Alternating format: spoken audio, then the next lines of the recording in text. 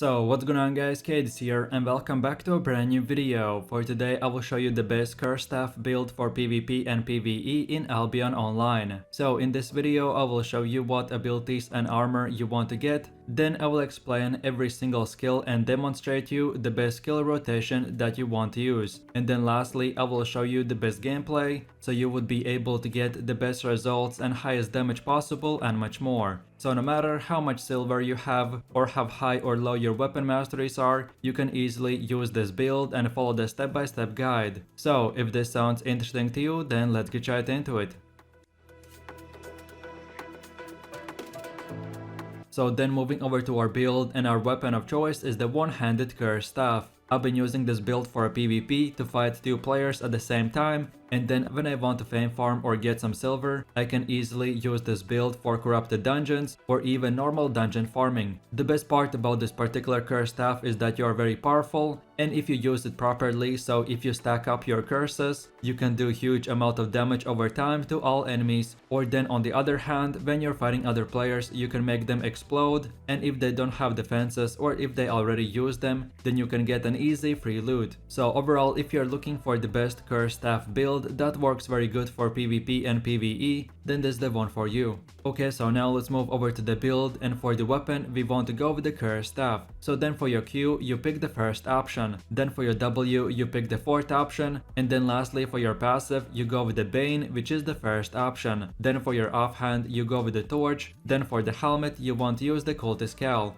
and pick the third ability and first passive. Then for the chest armor, go with the mercenary's jacket and pick the third ability and first passive. Then for the boots, go with the soldier boots and choose the third ability and second passive. Then for your cape, you pick the Tetfer cape, and then lastly for your consumables, you want to go with the poison potions and beef stew. Then for your alternatives, if you are specifically doing solo dungeon farming, then instead of the stew, you want to use the cabbage soups. And then for your helmet, you could switch from the cultist cowl to the mage cowl and pick the third ability and first passive. And of course, this should be self-explanatory, but you can use this build starting from flat 4 gear and of course up to tier 8. My recommendation for PvP is to bring the best potions that you can get, but then for PvE, so that means fame farming, bring only tier 4 poison potions, but a lot of them. Usually in 30 minutes you can spend up to 30 potions, so depending for how long you're planning to grind without coming back to the city, then bring that many potions. So now let's go over to the gameplay, where I'll show you the best way to play this build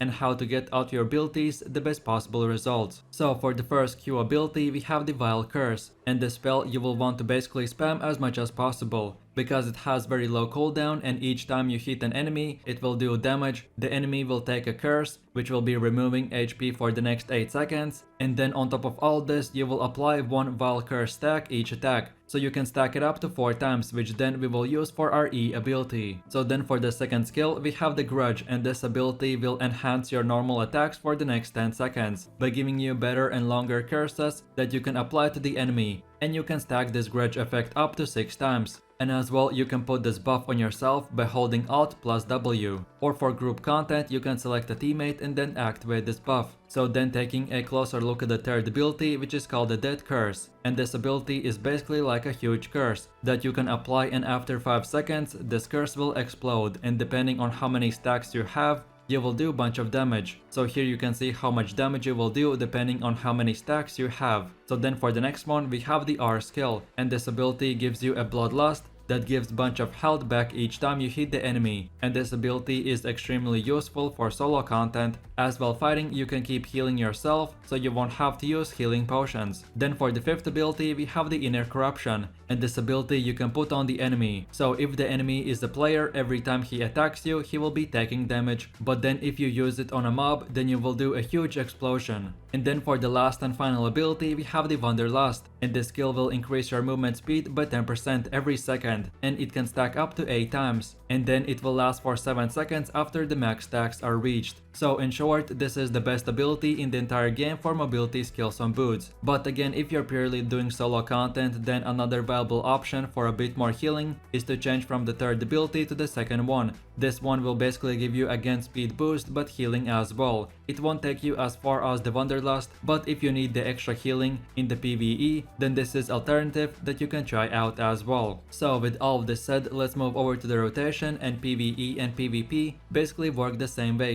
The only difference is how the D ability works, and for fame farming, you want to use all abilities as soon as they come off cooldown, but then for PvP, you want to look for what enemy does and then use your abilities accordingly. So then for the highest damage rotation at the beginning of the fight, you want to activate the W skill by holding Alt plus W. Then from here we use our Q skill 2 times, while always whenever you can use auto attacks. But then when we get to 2 stacks, we use the E ability, and then in the next 5 seconds we use 2 more times the Q skill, and after 5 seconds you should have 4 stacks on the enemy, so then the curse explodes and deals bunch of damage. Then as far as your D skill goes, you just want to use it for extra damage as soon as it comes off cooldown. Then for your R skill, which gives you self-healing each time you hit the enemy, so you just use it whenever you get below 50% health. And then lastly, like all of the F abilities, this one just gives you more mobility, aka speed, so use it to travel faster from mob to mob or to escape the red AoE circles. And then on top of all this, don't forget to use food every 30 minutes and keep on using your cheap tier 4 poison potions as soon as they come off cooldown, or if you can't afford that many, then use them only on bosses or above average mobs. So with that said, let's see what we did in this rotation. But first, while activating the W skill, we apply the damage increase buff that will give us better curses to apply on the enemy. So then we use normal attacks and Q skill 2 times to get our stacks up. Then when we get at least 2 stacks, we can then use the E ability, which places an explosive that explodes in 5 seconds. And as each Q ability has only 2-second cooldown, so we can use them 2 more times to reach the maximum 4 stack threshold and then deal the highest damage possible. Then for just extra damage, we use the D skill, and then the R and F are just simple defensive abilities, and that's about it. So now in my last and final conclusions, I want to explain a few tips and give you a quick summary of this build. So this curse staff setup relies a lot on you hitting the enemies with the curses and then applying the explosive on the enemy. So for PvE, which is fame farming, keep on always at least hitting once each enemy, so this way every target will be taking curse damage over time. The one downside of this build is the lack of AoE damage, so we focus on applying the curses to all enemies, then hitting one specific enemy, and then when we finish him off, we rinse and repeat. Then for PvP, everything is always more complicated and takes more time to practice, but the same principle applies, that you put curses and stacks, and then you put the explosive skill when the enemy is weak. With my build guides, my objective is to give you the best build that works for PvP and PvE,